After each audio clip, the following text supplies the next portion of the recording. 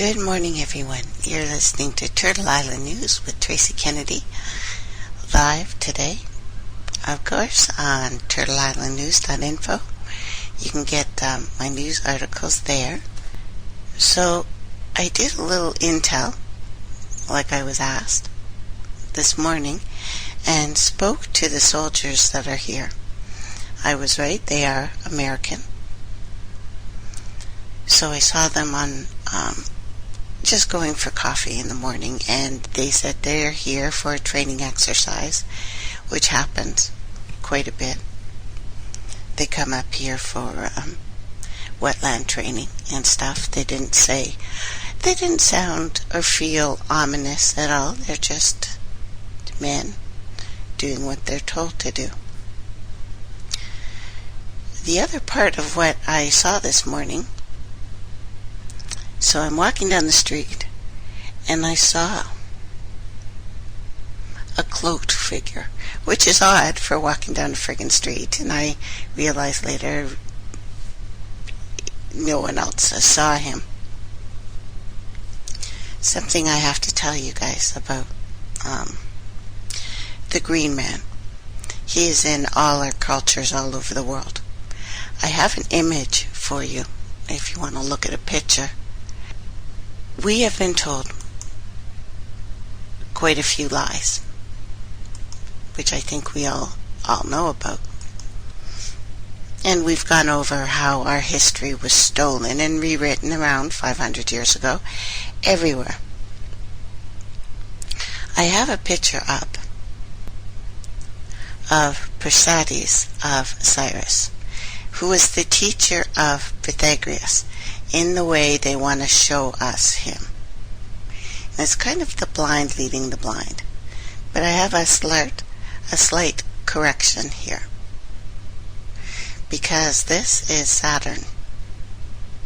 And Saturn was never seen or perceived as white, nor was he bearded by the ancients, but rather dark, melanated, to the point of being green.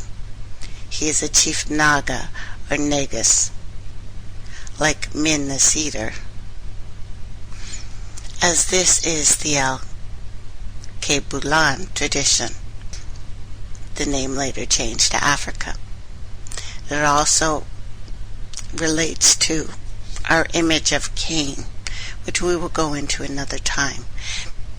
But in addition, Cain, who was a Hamite, was also known to be dark, as all Hamites were described. He is more like the image that we've seen of Scar of the Lion King series.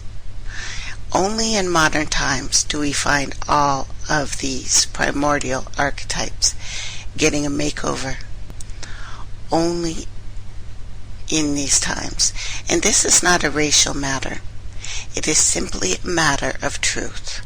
One should ask themselves why it is so necessary for a 0 to be switched to a 1, except to confuse all of us, no matter what color, race, creed we have been born into. If Tesla was teaching electrical current, why on earth would we listen to J.P. Morgan?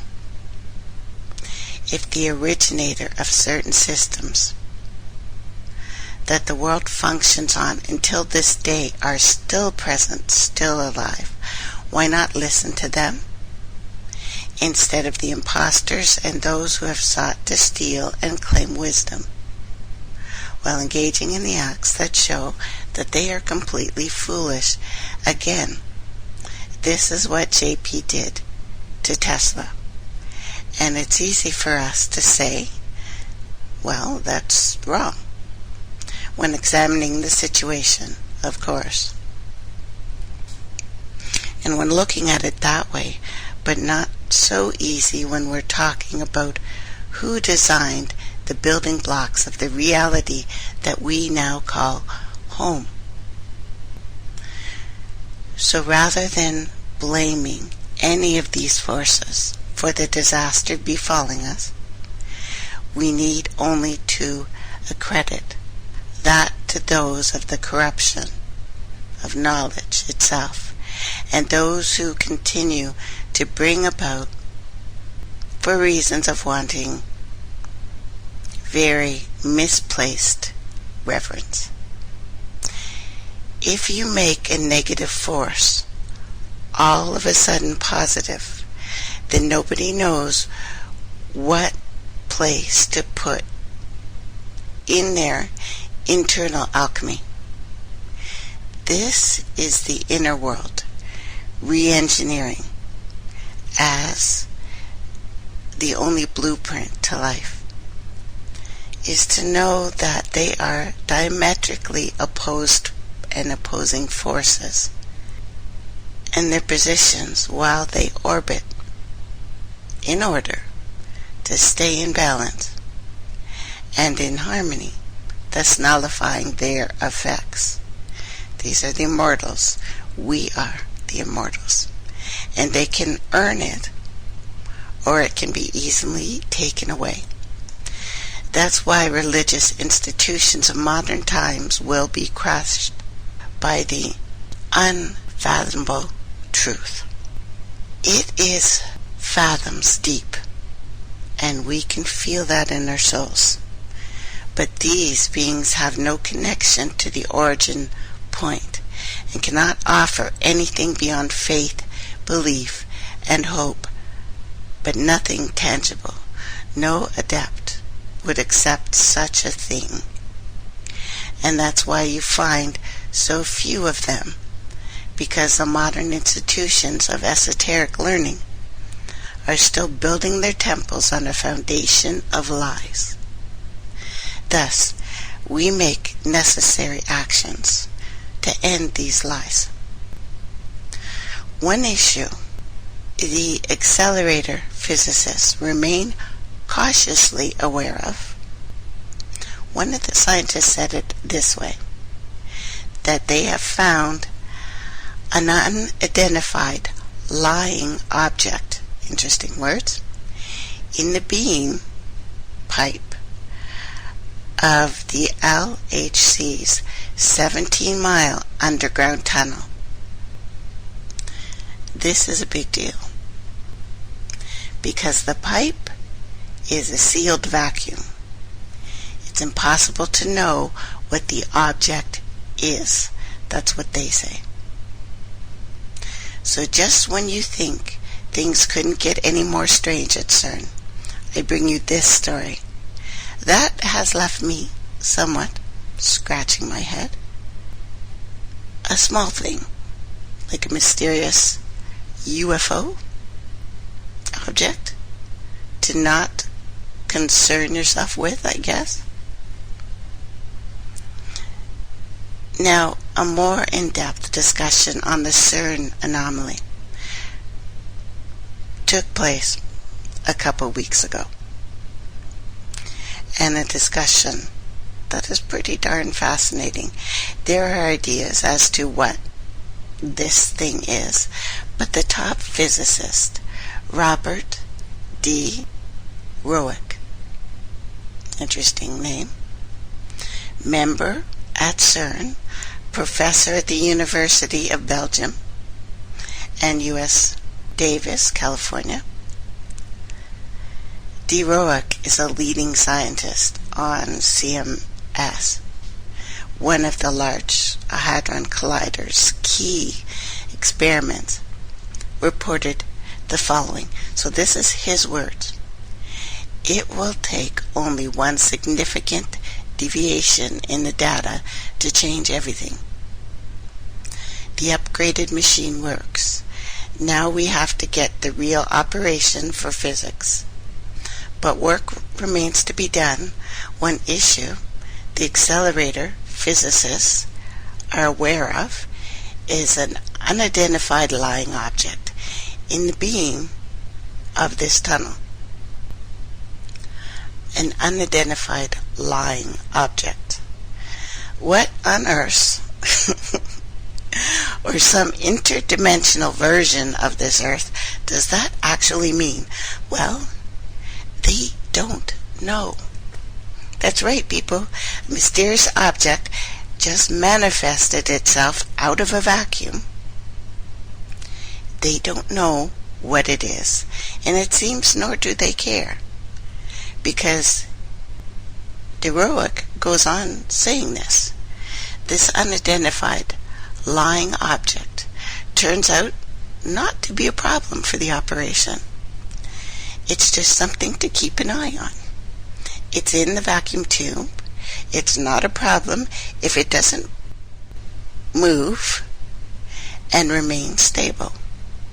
Ironic that he says something to keep an eye on when in reality that is not only impossible, but would have profound effects on a quantum level. For you see, the mere observation of this object will collapse it into reality. Whereas by removing all observation, the scientists are allowing for something known as supersymmetry, superposition. So simple terms. If that is possible, what this means is this object, some of them are calling it a UFO, which means it is probably peopled, or at least beinged, right? While remaining sealed in the vacuum, in a pipe, free from prying eyes, is able to be in a state where it's both here and in another dimension. Is this the beginning of a transfer of information between our dimension and the next, which they said they wanted to do? This is about the quantum computing and computers and the global mind, AI, that I've been telling you about. Hypothetically, this may well be one of the conduits, portals, that I've speculated about for some time, which is the main goal of the experiments at Cern. We really are on the precipice of something big that I don't think even the brightest minds at Cern are comprehending, much in the way the scientists are using the machine itself. And in addition to this, the story that I told you about, the death of one of Cern's ski club members. One of 4 members of Cern's ski club went down a mountainside. 49-year-old Frenchman died in Zion Hospital. S-I-O-N, so still Zion. We can always change and ask for Z. Certain spokesman, speaking to a news agency of the man's death, became known right when it happened, said scientific organization was shocked by the news of the snowslide. He confirmed that the members of Cern's ski club were victims of a sudden avalanche on the north side of a 3,026-meter mountain.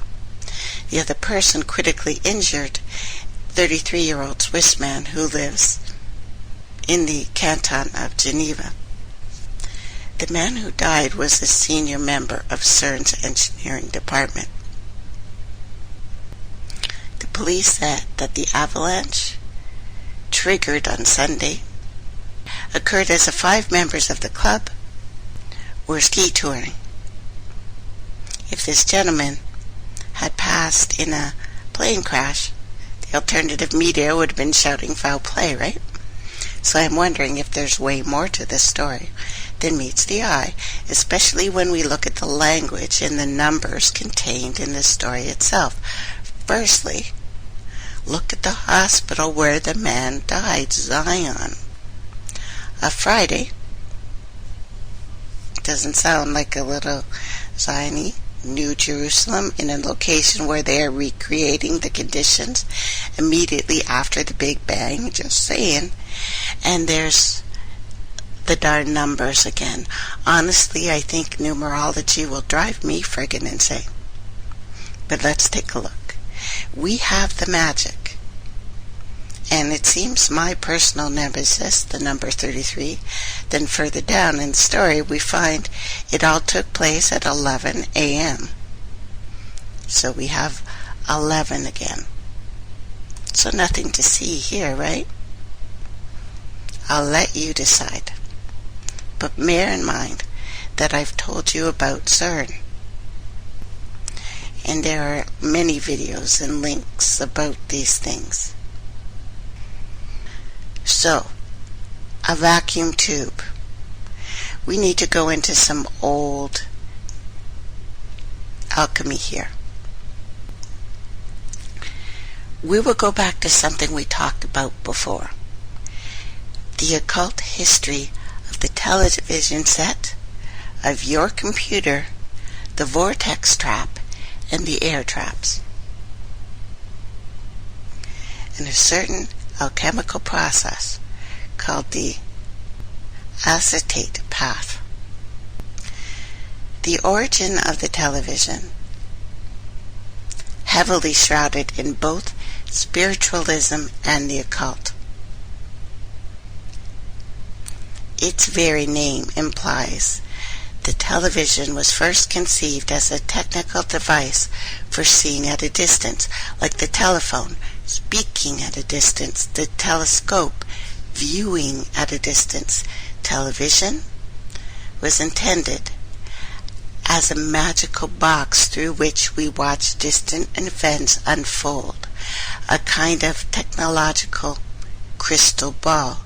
And I told you who set up the news and the media and all of the entertainment that you're viewing worldwide right now. This again, Aleister Crowley and the OTO.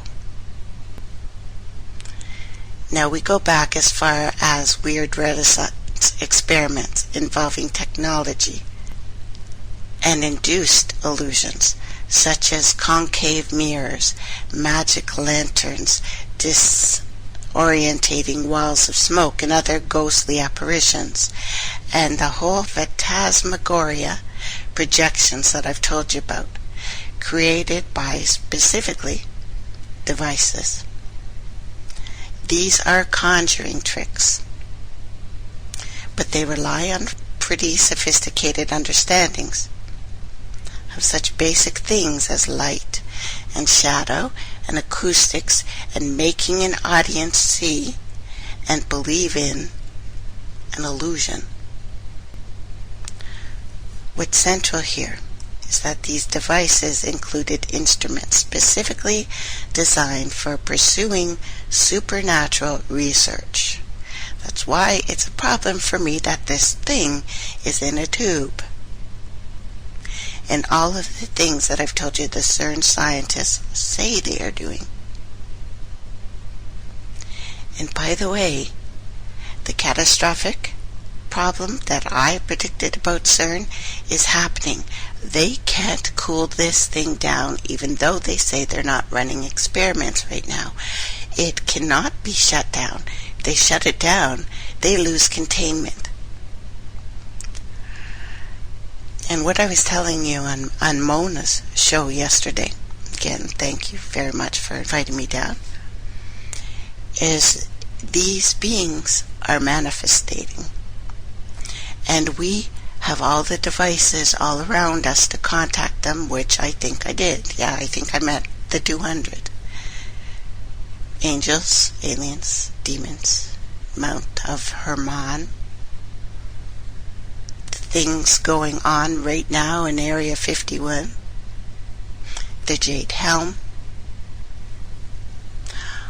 All of these things, my friends, linking up together, just like I had planned these freaking shows or something. I plan, but I am also being driven, in a way. Because what do certain events have in common, right? 9/11, World Trade Center, Pentagon, London subway bombings, which, by the way, was 7/07/05. Oklahoma City bombing, the Estonia catastrophe that killed 852.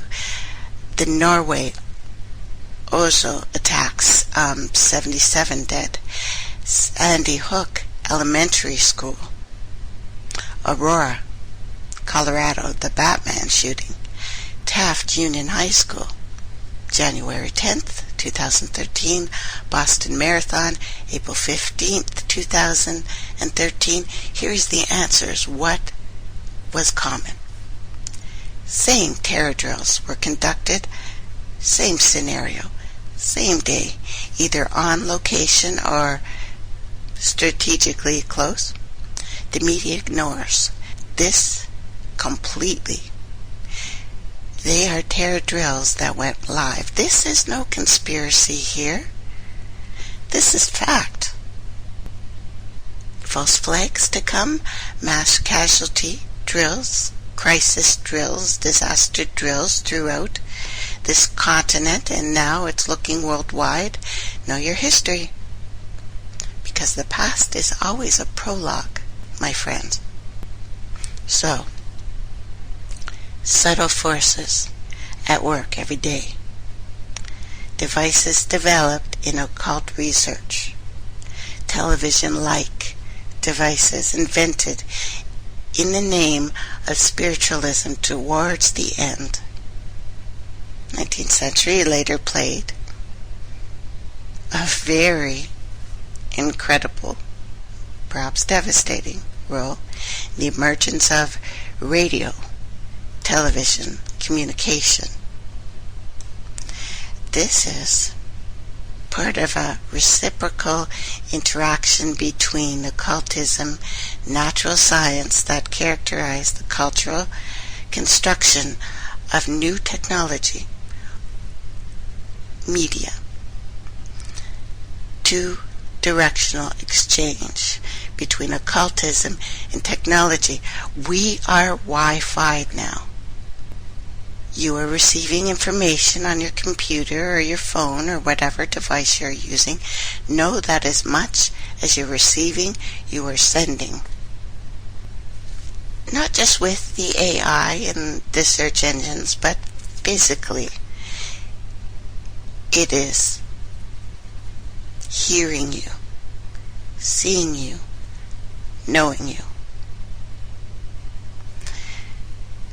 So while the television itself, the living room object, you and I most likely know, might not be what you would think is a supernatural mechanism, it nevertheless depends on and descends from strange, convoluted lines of esoteric experimentation, including early attempts at controlling electromagnetic transmissions, radio waves, even experiencing various forms of so-called remote viewing. The idea of a medium takes on a double meaning here. It refers to the media in the sense of a professional world of publishing, transmission, and to the medium in the sense of a person who acts as a psychic or a seer, which you now are. You are, and you are being used as such. The notion of spiritual clairvoyance, very much part of the overall intention of this device. As a matter of fact, it was called a vortex tube. It was rediscovered in 1930, French physicist, once again, Georges Rank. The vortex, he called it, V-O-R-T-E-C, vortex. The tech, like Aztec, it's why these words are used so much, okay? Was the first company to develop the phenomenon into a practical, effective cooling solution for industrial application. Here's how it works. Fluid rotates about an axis like a tornado. This is a vortex. A vortex cube creates a vortex from compressing air and separates it into two air streams, one hot, one cold. Compressed air enters a cylindrical generator, which is appropriately large, or larger than the hot, long tube where it causes the air to rotate. Then the rotating air is forced down an inner wall of the hot tube at very quick speeds. At the end of the hot tube, a small portion of this air exits through needle, valve, and exhaust. They lose containment on this bad boy. They need to cool this machine down to otherworldly coolness, the vacuum of space. If it is not contained, this thing gets out. Plain and simple. This thing gets out. Vortex tubes can be used to separate oil from water. When oil and water are spun together in a vortex tube, heavier tends to follow a path of hot air. Right? Being lighter, of course, follows the cold air path, exits through a cold air exhaust port. They 100% use these tubes to allow a release. Has to be. It's the only explanation. This is a air trap. It's called this. So in my deepest understanding of this, I see the role of the vacuum. The role of the vacuum as an ultimate tyrant is best seen in the work of quantum relativity and cosmologists. It is the vacuum that determines the observed charge on an electron, for example, and other physical constraints. These in turn determine the physics and the chemistry of the material universe and the conditions that life. So biochemistry and physiology works within. Our body is basically a vacuum container. With me? Okay. All biosystems have an essentially close relation to a vacuum. A vacuum is not isotropic, which means that there are structures in the virtual particle flux. I'll get into that. But exploring the close relation with a vacuum, all biosystems achieve changes in the physical universe that on the dead laboratory bench can only be achieved with high energy, like sprouting seeds gain more mass, a nuclear process at room temperature. Nuclear, atom splitting. It's why they use the word atom. It's why we've heard so many references to I have become death, destroyer of worlds. It is the separation. Adam and Eve, if you like, or Adamus. When we divided, we are talking about the division, the original division. With me?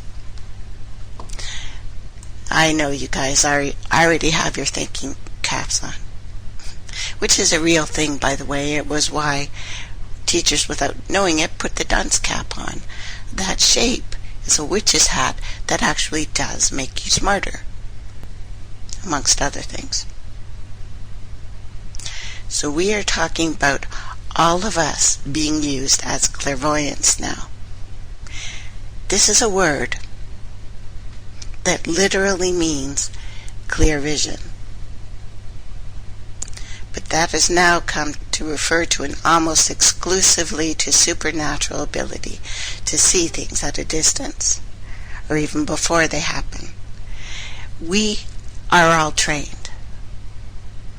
the moment the televisions were turned on. Because we need to think of things in a broader sense. Like meditation, for instance. When you meditate, still your body. Expand your mind. Reach out. It is affecting you where you live, your house members, the very house you live in. It is affecting your building if you live in a building. All the beings there, seen and unseen. Your street, your town, your province, your country, your continent, your planet. Everything. It's like dropping a tiny pebble. And depending on your strength, this could go on forever. Hit the wall, come right back.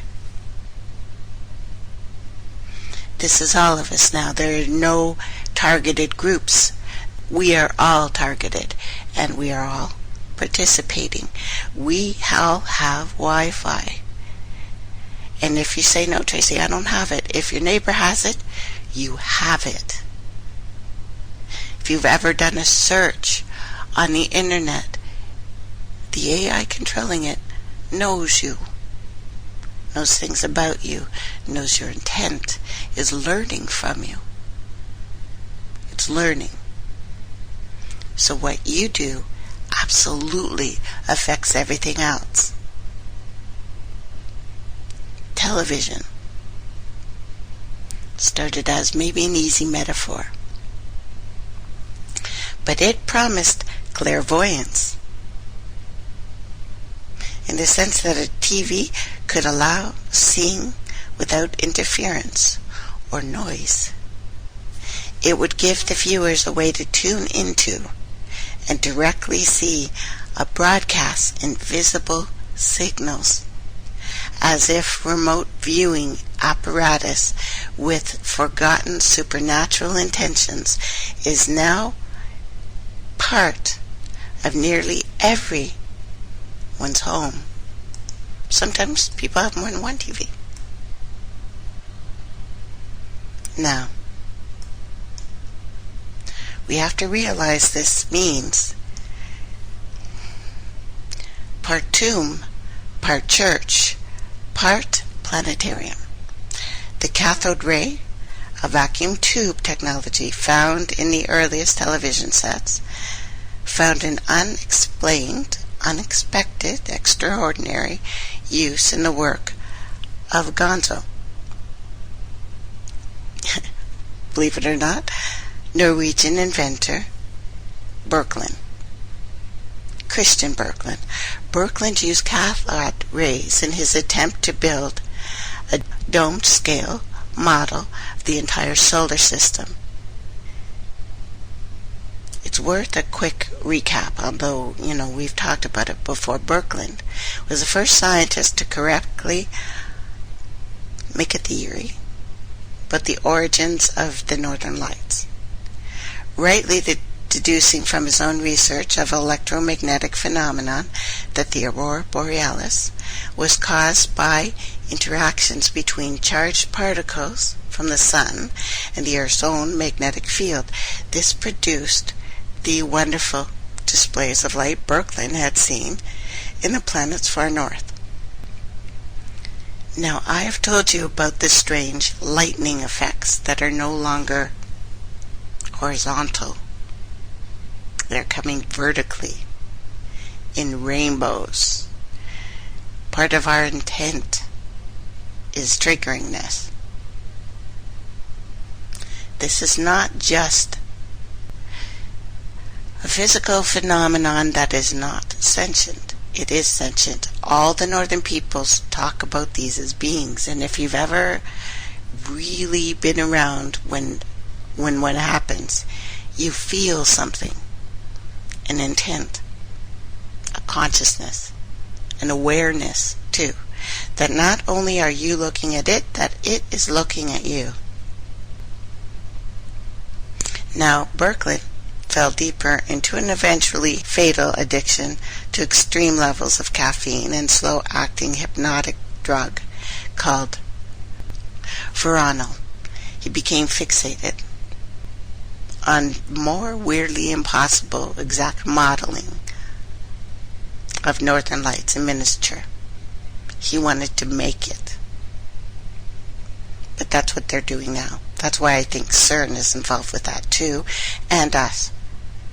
Because we are all transmitters and receivers, and we are working for beings we don't really understand. And did they pick mystics to work at Cern, even though they're saying they're contacting other dimensions? Are these scientists the ones we want saying, hey, to the aliens or the angels or the demons or whatever the heck they've just made contact from and are getting information back, and so are we? But anyway, he was intent, Birkeland, on producing a kind of astro television set, like a television-like device, in his words. Inner workings would model the electromagnetic secrets of the universe. See, this is what Cern is doing. Birkeland drew up plans for a new machine, unlike anything that had been made before. It resembled a spacious aquarium with a dome that would act as a window to space. Cern is covered with a dome. He was thinking a box would be pumped out to create a vacuum. Or the box. He called it a box. That's fine.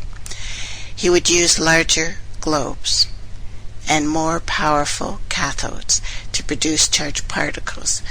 With so much more room, he would be able to see the effects, obscured in smaller tubes, to make his Northern Light theory to the next step, to complete cosmology, a theory of the origins of the universe itself. This is what these...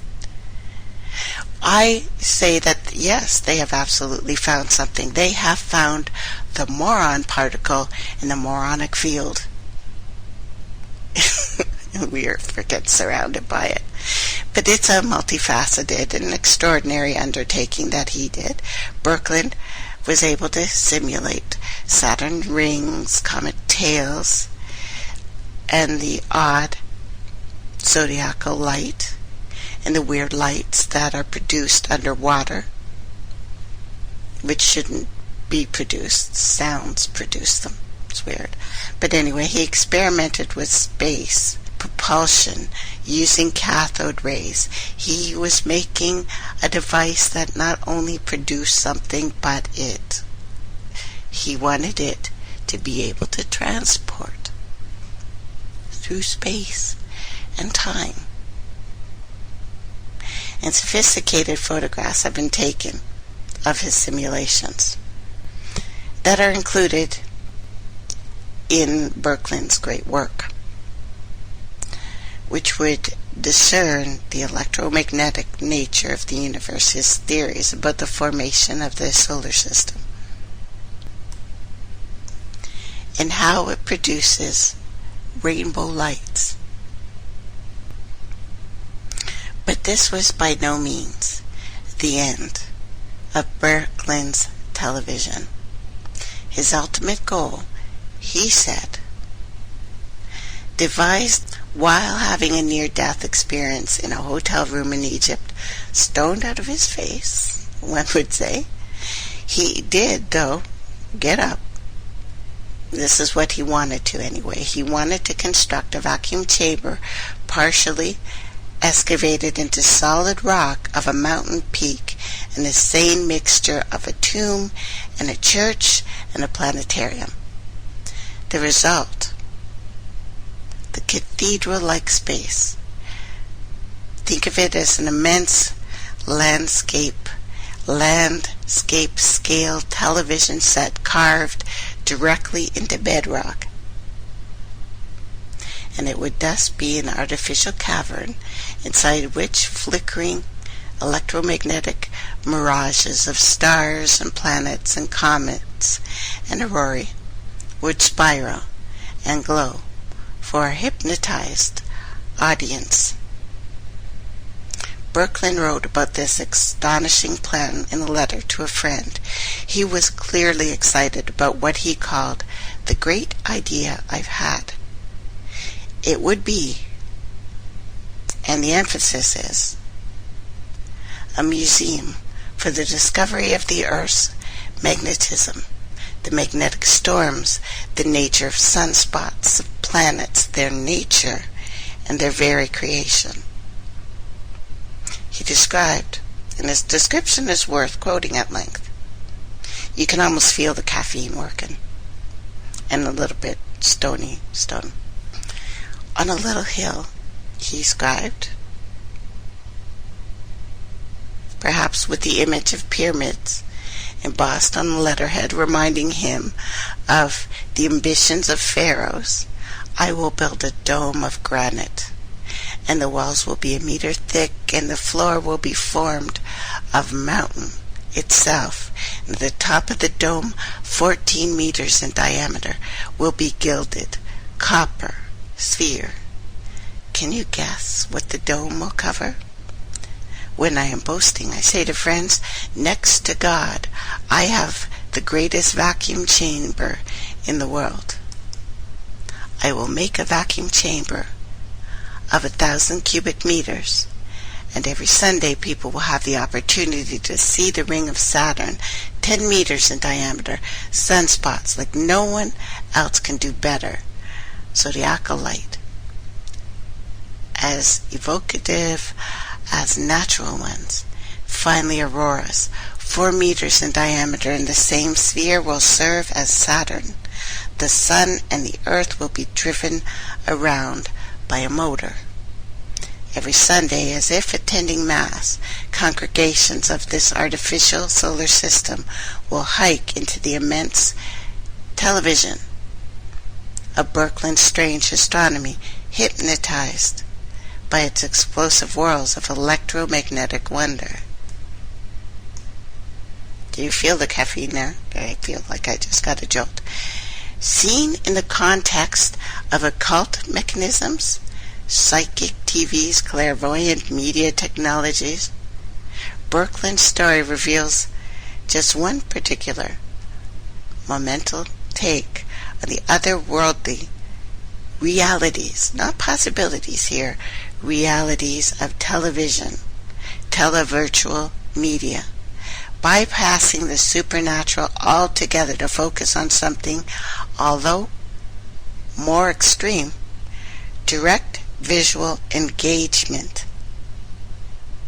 with the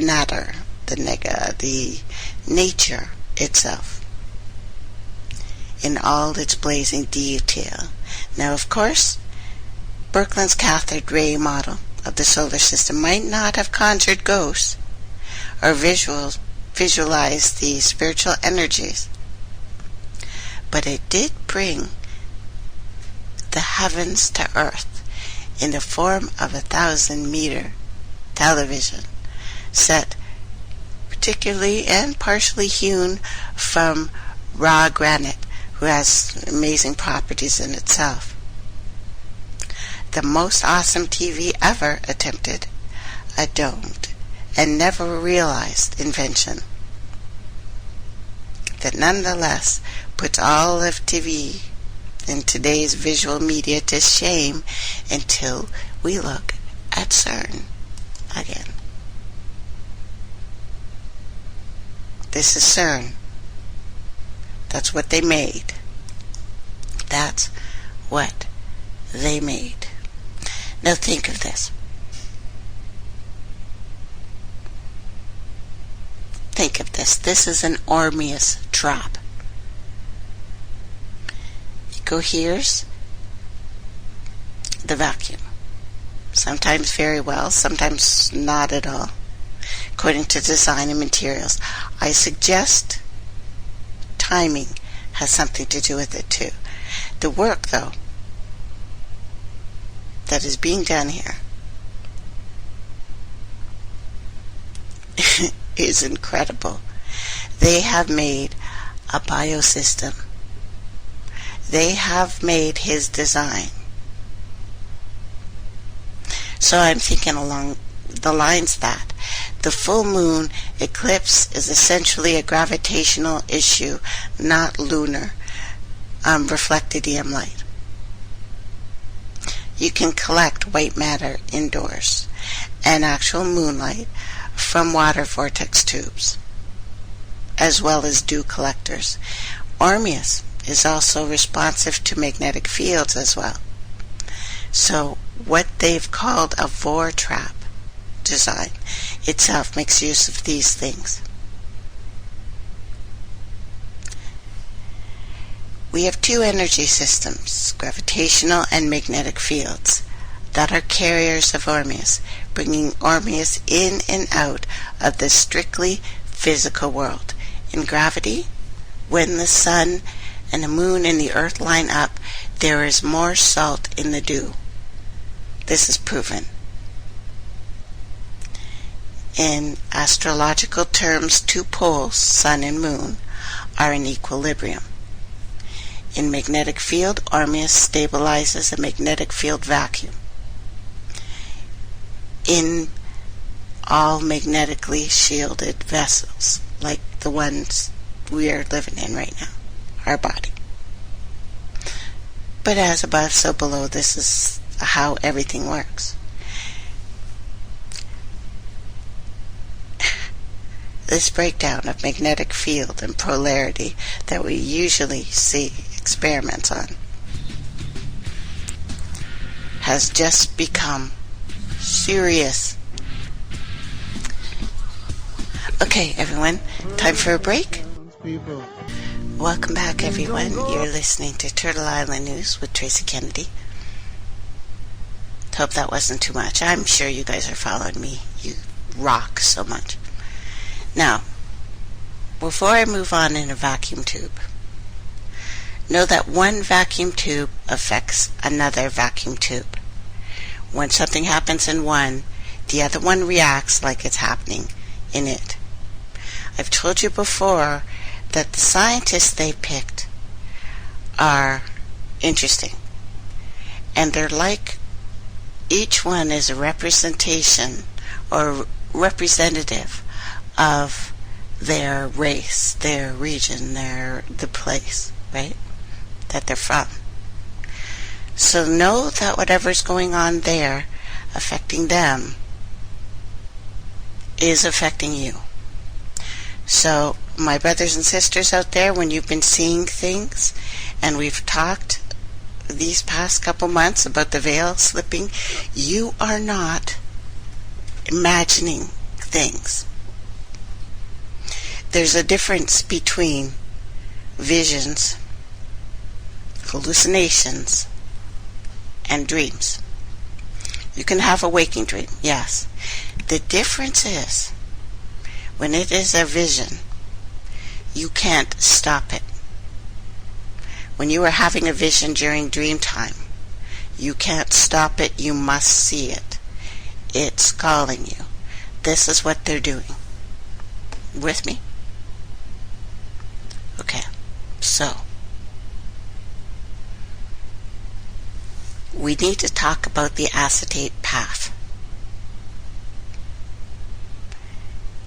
It is one of the methods employed by alchemists, ancient and it looks like modern, to obtain soul or sulfur and spirit, mercury, of metals and minerals. When there are certain alignments, there's always more salt. Salt that you create in your body, so it is made up of everything available in space and this earth. The acetate path was made public by most past alchemists, such as Isaac Lundas. Oh, hold on.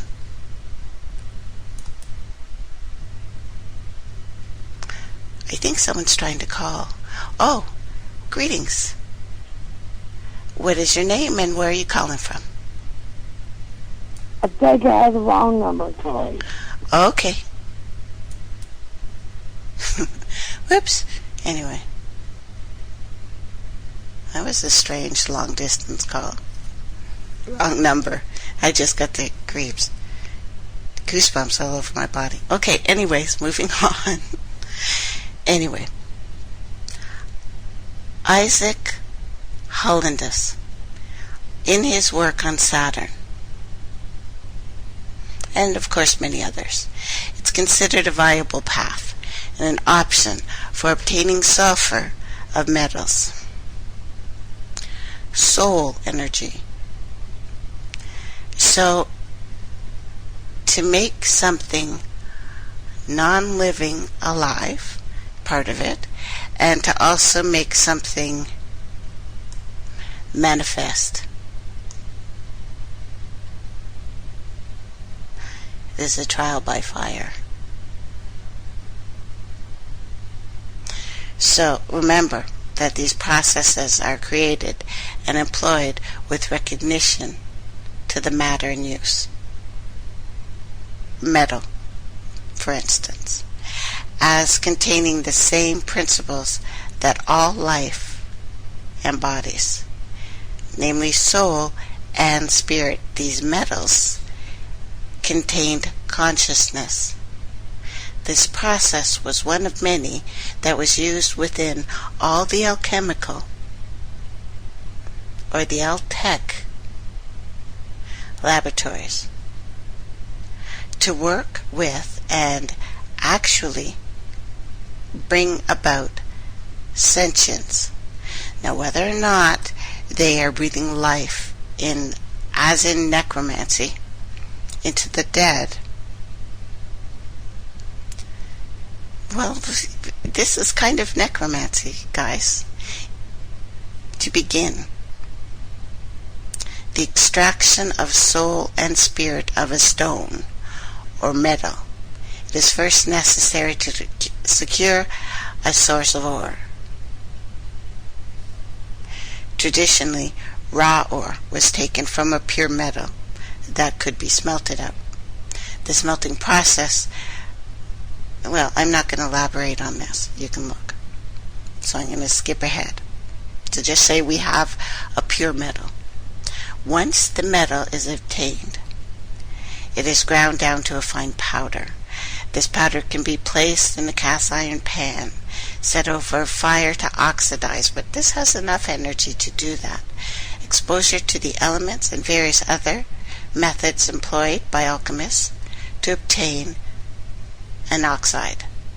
The oxidation of any material is essentially the burning of that substance. The ultimate goal is to let your matter burn, be killed, to obtain an oxidized form or dead body.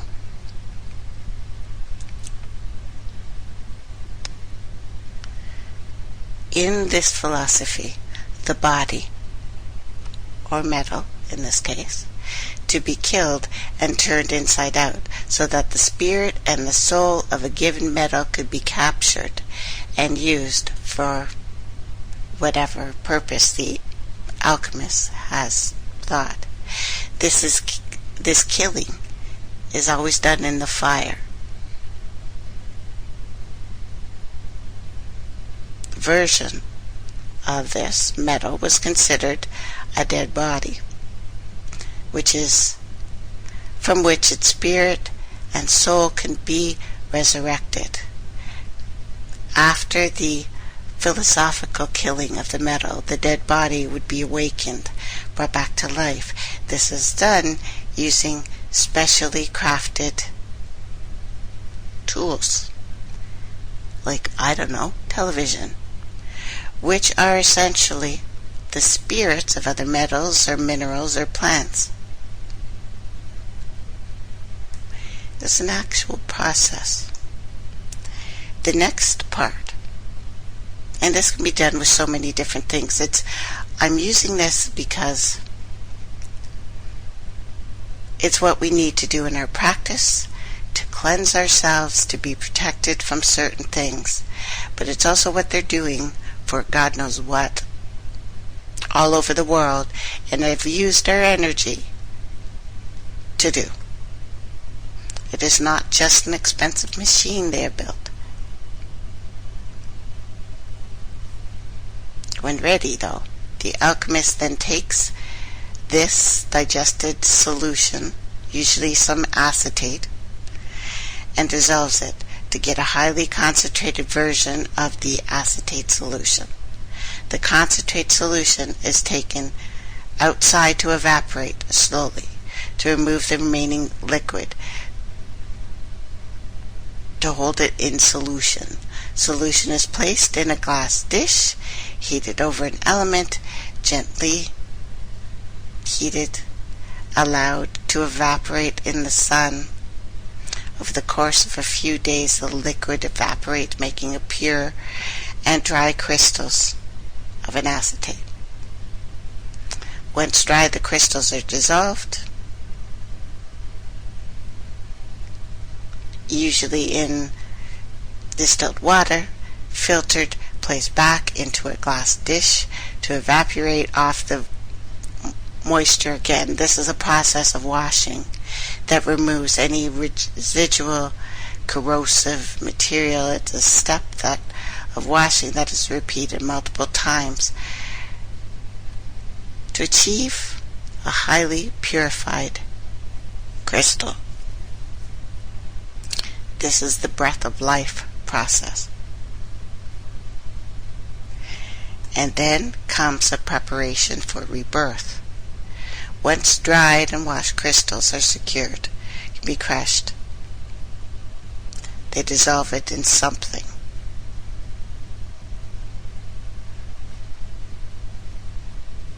Then it rises out of the ashes like a phoenix. How many phoenix references have we had this year? 100? 1,000? You know, all of the things that I've been talking to you about recently absolutely are pointing to an event. An event of some kind that's about to take place. That means something. Hold on. It does mean something. You know, we talk about these things, and 2015 seems to be, I don't know, an interesting year. Interesting as in foretold over and over again about a certain event taking place in this year.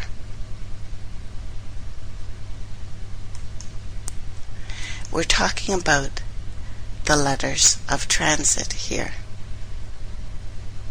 I want to read you a little something, and you'll laugh, though. It's from Fringe. Remember that show? Season 4, Episode 19. Let me read to you. They came from the future. At first they only watched, arriving at key moments in human history. We called them observers. But in 2015 they stopped watching and seized control. Citizen uprisings proved bloody and futile. Those who survived became known as natives in an attempt to show their alliance. Some native factions became loyalists and were marked by the observers. Marked for favor, of course. The original Fringe team fought the invasion, was quickly defeated. Fringe division was allowed to continue at reduced capacity, but only to police the natives. The resistance was quickly overcome. Why so many things pointing to this year? And again, have you ever wondered how your computer works? Fascinating, mysterious. All you do is type or point and click, and inside, a million little things happen, and stuff appears on the stream, on your screen. How?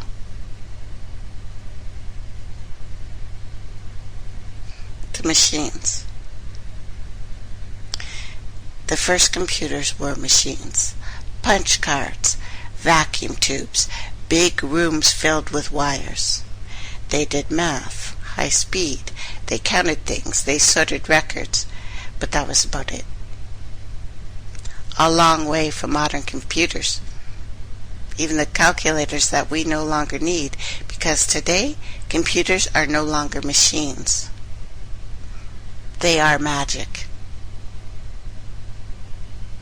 It is a magic box filled with ceremonial components that traps little beings, spirits. Some are working with you. Some may not be. And it's true. Your computer appliance, well, it may look like an appliance in many ways. You plug it in. It's roughly box-shaped. Well, the similarity to other appliances in your house stops there, doesn't it? Computers are marketed as machines. There are many people who base their whole careers around supporting that claim. Machine, however, complex it may be, is something that you can break down into its component parts, if you're smart enough, until you can actually understand how it works from the ground up. It's not so with computers. Many computer experts will claim they understand how computer works, but if you ask one to explain it to you, they will tell you something like this. Key point to understand how computer works is the concept of abstraction. There are multiple of layers of functionality that are based upon each other like bricks in a tower. Semiconductors are etched and treated, well, doped basically, to form circuits that redirect electrons in specific patterns. These circuits are packaged as ASIC, ASIC, and microprocessors called chips, and interacted by buses and traces on a PCB called a motherboard in order to implement machine code. Then other PCBs, which are designed to comply to some physical interface standard, are inserted into the motherboard where the processor can interact with them. These boards are managed by a set of machine codes called device drivers, which run in specifically privileged execution mode, kernels, rings, such things, designed to allow the OS to manage these. Then there's other blocks of machine code called applications and processes run on your system and call the OS API. In order to use the system devices, the OS turns processing each request to share devices. Multiple computers are connected across large networks to share processing and data and centralized software components on a server. They process remote requests.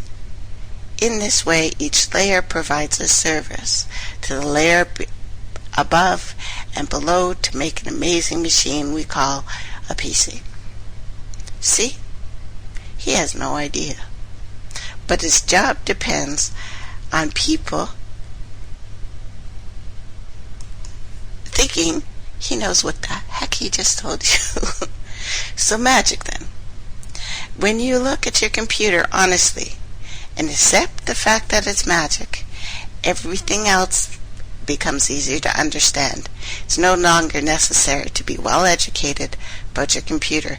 You don't have to take classes, you don't have to buy books, you don't even need to be computer literate. With proper attitude, anyone can use, maintain, and even repair a computer. Just bear these principles in mind. The core of a computer is a trapped spirit. Is it a coincidence that Unix and GNU Linux processors are called demons? This imp, imprisoned in your computer as punishment for something it did in another world? Generally speaking, the more evil the imp is, the faster the computer is. Lesser ghosts and hobgoblins that inhabit the expansion cards, peripherals of your computer.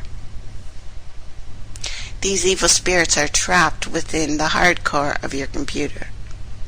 Take a screwdriver, open up your computer, take a look at the circuit boards. They are green. They are covered with complex patterns of thin copper lines. These are circuit runes, written in arcane and ancient languages that describe the magic spells that bind the imps to the chips.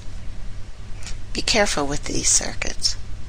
If you scratch off even the tiniest bit of the runes, the spell will be broken, the imp escapes. Also note the serial and the parts numbers printed on these boards, the exact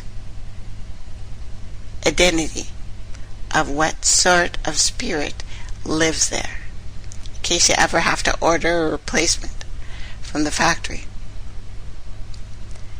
and your computer hates you.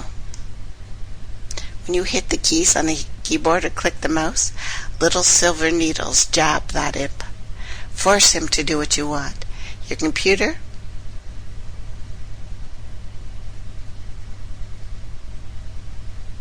and this probing only makes it more angry.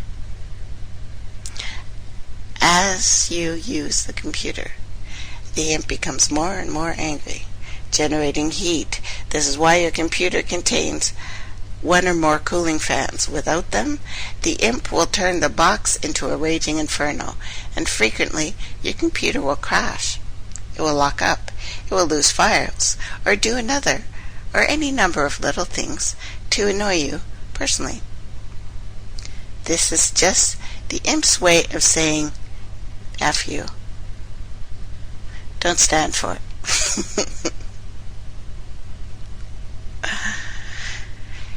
Leave it unplugged for a while.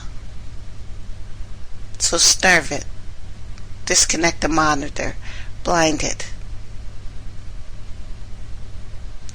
Sometimes it is even necessary to delete files that are important to it, just to get it back.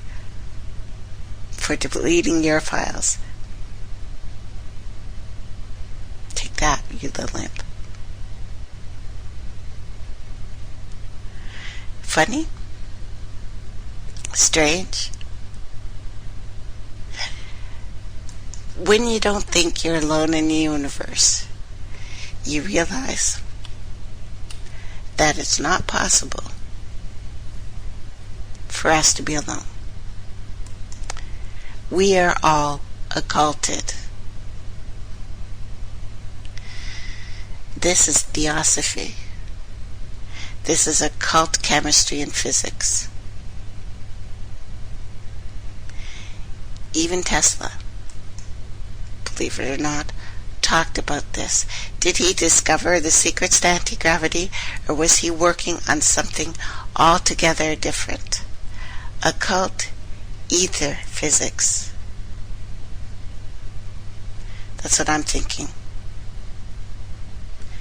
Tesla has been credited for the creation of much of the technology that we take for granted. His genius, and without it we would not have radio, or television, or AC electricity, or the coil Tesla coil, fluorescent lighting, neon lighting, radio-controlled devices, robotics. Well, robotics we'd have because we had that before.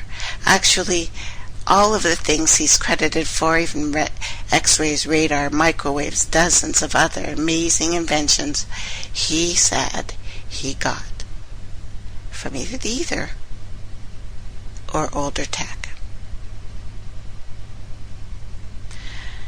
But it was not surprising to me that he also delved in to much deeper esoteric ideas. And that man's greatest achievement would be corrupted. He knew this. When a child is born, its sense organs are brought into contact with the outer world. Waves of sound and heat and light beat upon its young body. Sensitive nerve fibers quiver. Muscles contract and relax in obedience to a pre-programmed set of circumstances. That's what we come into with, already loaded, a gasp, a breath, and in this act, a marvelous little engine. Inconceivable delicacy, complex construction, unlike much of Earth. We are hitched to the wheelwork of the universe itself.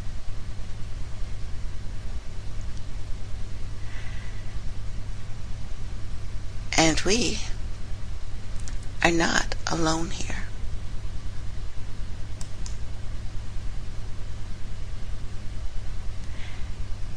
So they've turned us all to clairvoyants.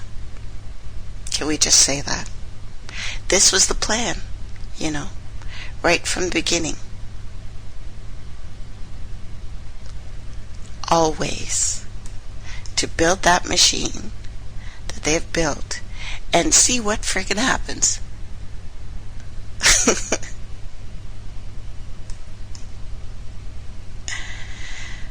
Importance of this is huge.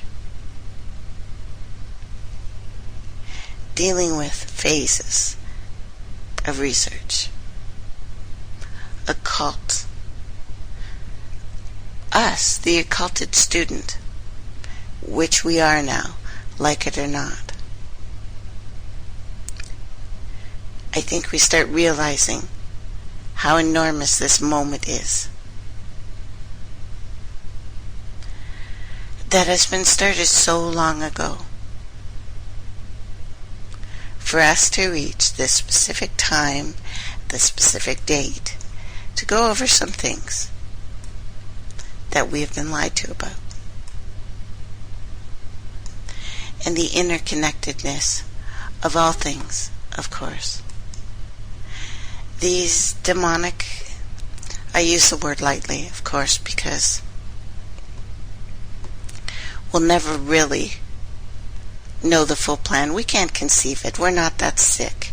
You need to be really, really sick to understand these beings.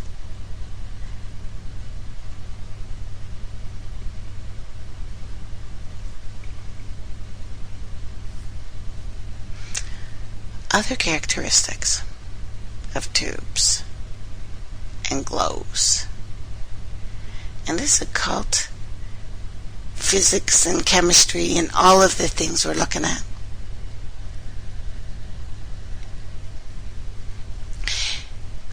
Electrons, protons, neutrons, morons, vacuum tubes, the impact of electric atoms.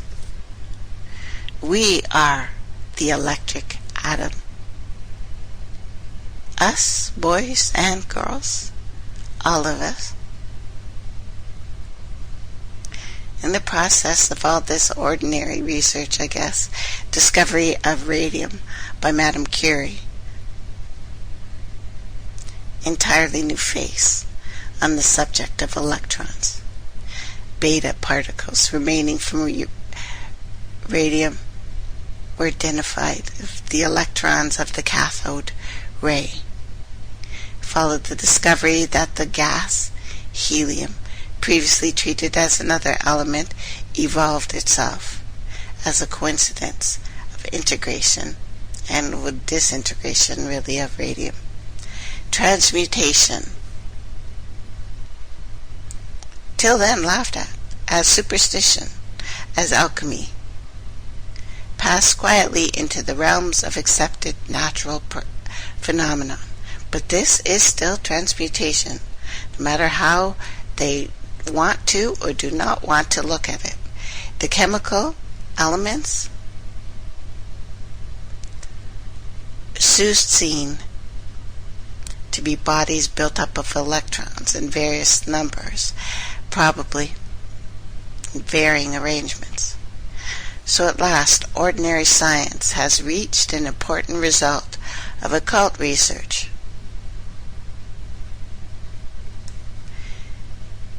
It has not quite yet reached the finer results of occult research, the structure, the understanding, the ether of space.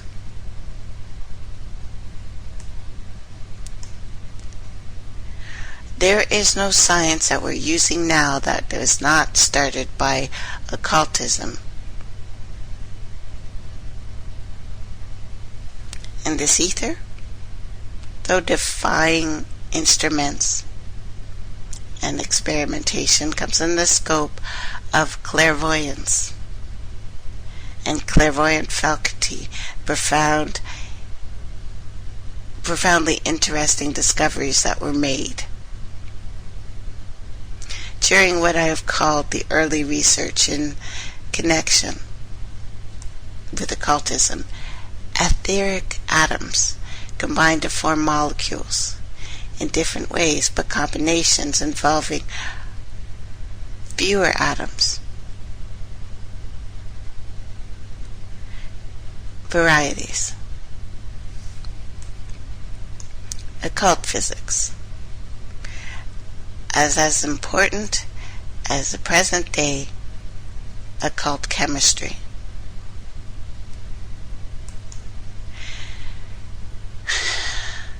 What is in the tube? What have they done this time? Seriously, what have they done this time to us? Because know that everything else is affecting you, right? It affects you. It affects you very much. The people they picked for these experiments, most likely because they can trigger you. But being aware of what's going on is our saving grace. There are rituals of protection used all over the world, shamans, if you like, all over the world, burning sage, using crystals, magic chants, mudras, mantras. Let's break it down here.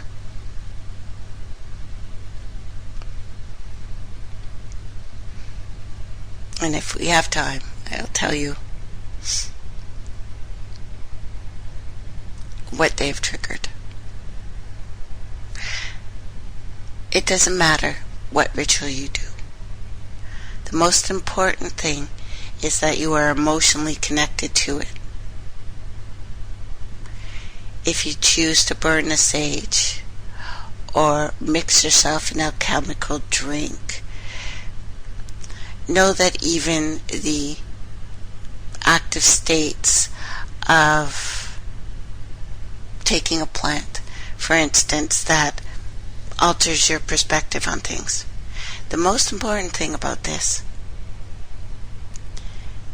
is that you emotionally connect and you become the ritual. They all do the same thing. Whether they're whipping themselves up into a frenzy and dance, it is to take yourself outside of your body so that you no longer connect in the same way. You don't have to leave your body per se. You have to become the ritual you're doing. It's not enough to sit quietly. You have to become the silence so that what is around you and happening cannot harm you, cannot touch you. You go into yourself, you become the sky. You are the sky, vast, open, aware. It's not enough to see that there is a sky. It's not enough to watch the sage burn. Feel yourself burning. This is the alchemical process I just told you about.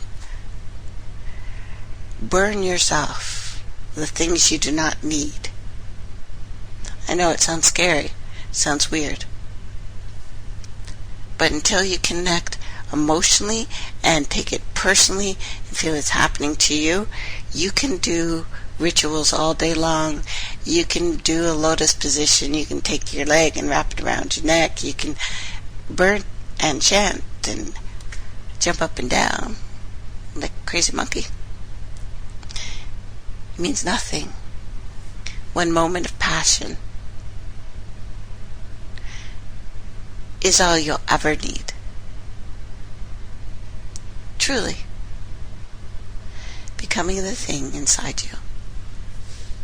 Being the being that you truly are is the best protection we will ever have. Protection from everything. For everything. It is what you truly are.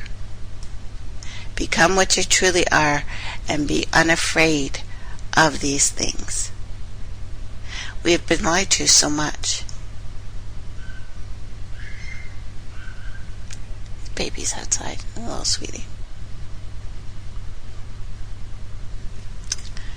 Cain. Again.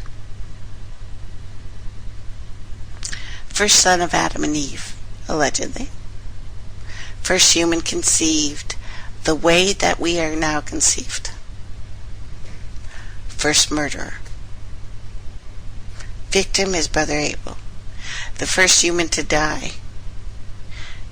For his deed, Cain was exiled, and he flees to the land of Nod. Abel has no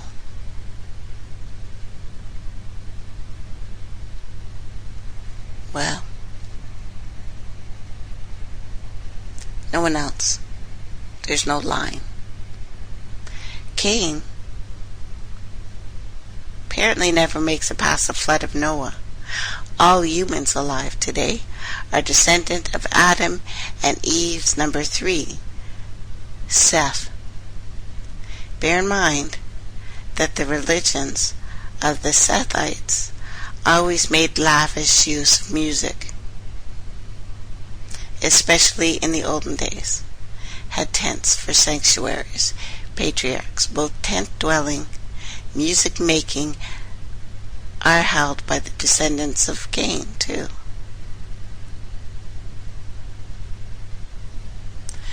In Greek, the New Testament, Cain is spelled, it's really hard to say, but it's from a Hebrew word that means spear, coming from the root cluster. 2 words, basically.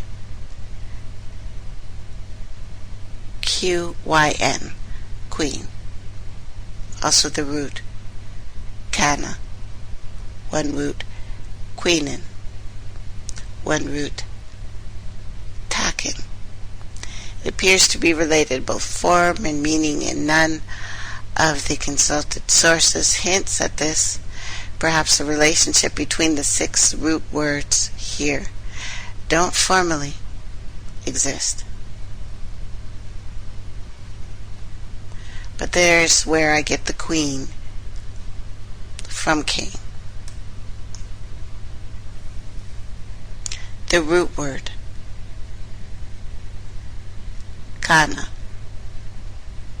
means to acquire. It also means to create.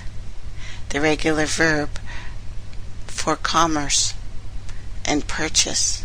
It extends to all the financed redemption of slaves. It's probably this line that describes God as redeeming Israel from Egypt. Small instances of this verb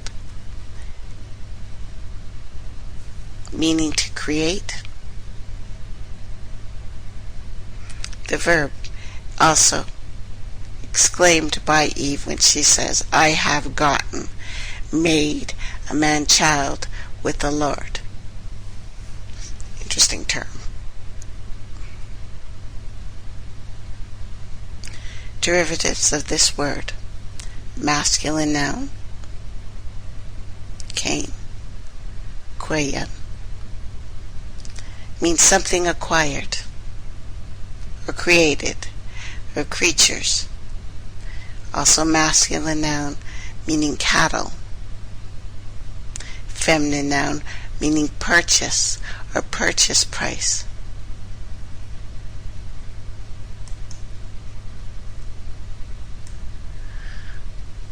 Yeah, I'm not a big fan.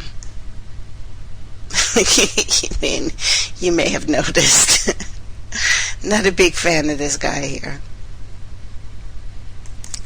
When we look at all the things that we have gone through as a people, and the only thing that they teach us in school is about death and killing, and this group of people killed these groups of people, and those groups of people stood up and started killing these other people, but they were more righteous in their killings than the others. No. It's never right. It's never okay. And we know that. I think it comes down to a corruption of what we know is true and what is good in this world. I do not believe in the inherent badness of us as a people. I believe bad things happen. I do. I absolutely do. And we've been lied to so much, it's hard for us to sort things out. But I want you to take a look at one of the earliest corruptions.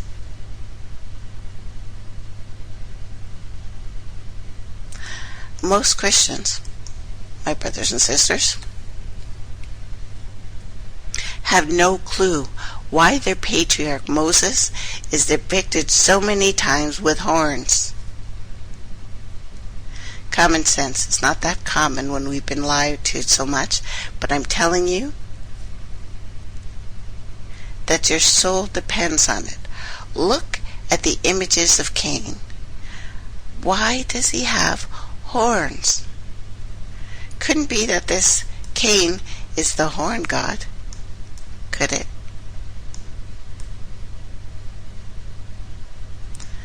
Couldn't be that he was taken from so many other references, could it?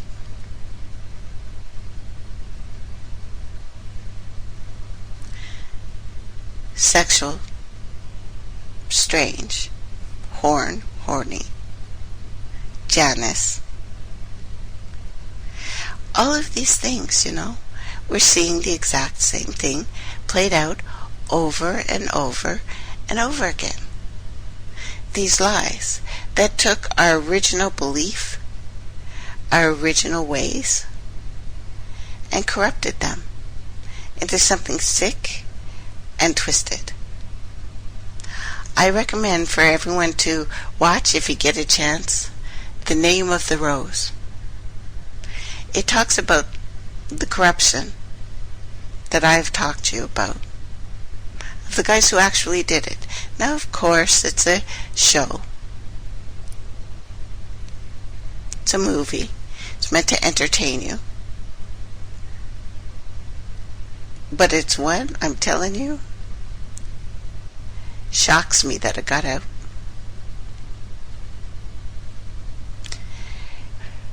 We are seeing the unsettled remains of our ancient people. We are seeing how things are stolen. And no knowledge of the originators, then there is no knowledge to our point of entry. Some more pictures in this one that I just put up.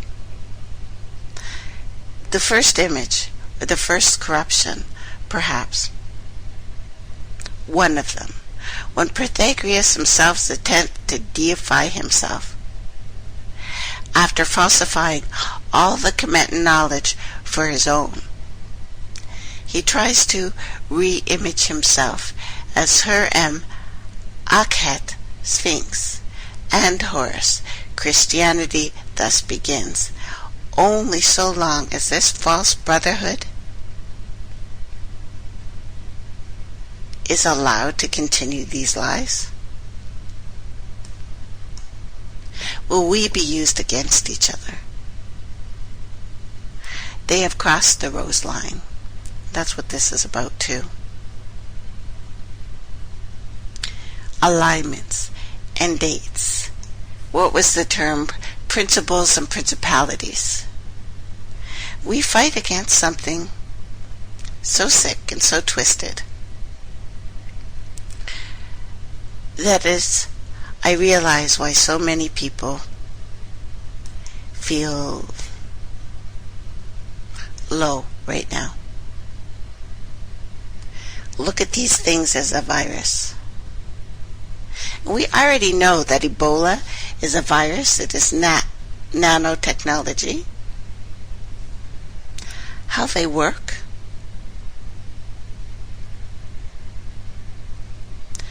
There are programmable viruses out there. There are patents. There may be that thing inside that tube. Viruses are non-living, microscopic particles. That's why I mentioned the necromancy, and there are very many ways of corrupting your DNA. EMF, vaccines, never-ending amount of GM foods, and viruses, artificial nanotechnology created especially for this purpose.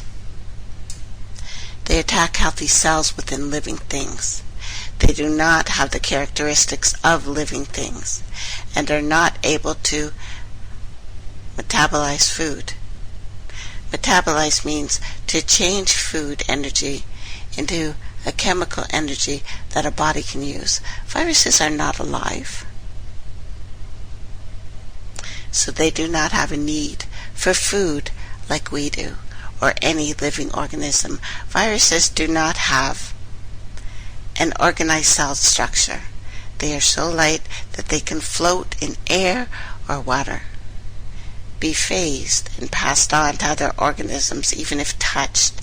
They fit anywhere. Viruses invade the cells of both plants and animals. They produce and reproduce inside healthy cells, causing diseases almost impossible to treat. Viruses cannot reproduce by themselves like a bacteria or a cell. They attach themselves to a cell membrane of an animal or a cell wall of a plant and inject part of their DNA into the cell of the host organism. These are what I call the parasites. Just because they are small does not mean they are weak. They do this by using a hollow tube structure, like, I don't know, the tubes I've been telling you about. That punctures a cell wall, a membrane, and they pass its DNA into this cell, this new virus. These cells are incubated inside an invasive cell. They are injected. The virus DNA reproduces itself inside the cell. It uses natural process of osmosis to leave the cell. New viruses cells attach to other healthy cells and infect them. There are no antibiotics. There are no medicines known to kill them.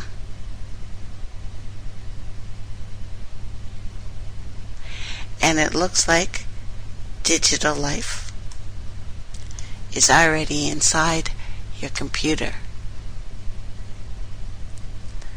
Why would they call it a virus? Why?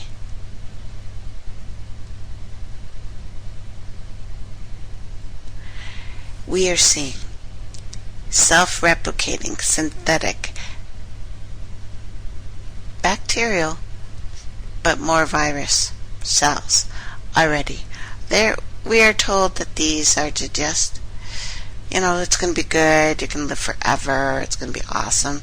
Yeah, but I'm not seeing the awesomeness in their technology, so you guys, I'm feeling a little less awesomeness from these guys. So what you're seeing is real.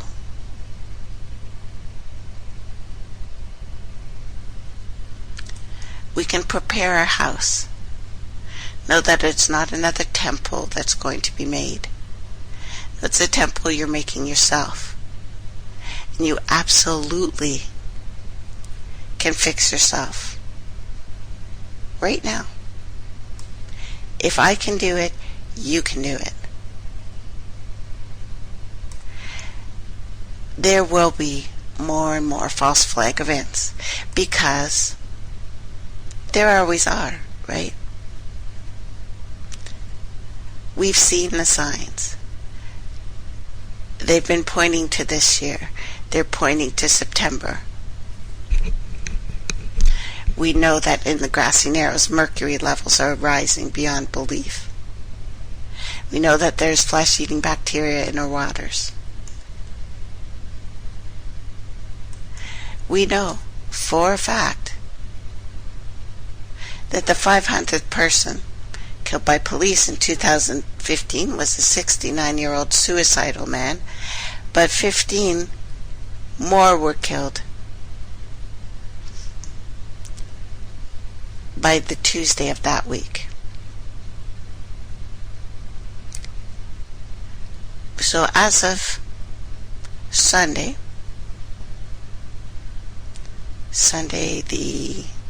look at the date here. I think it was this Sunday that just passed. 515 people were killed by police.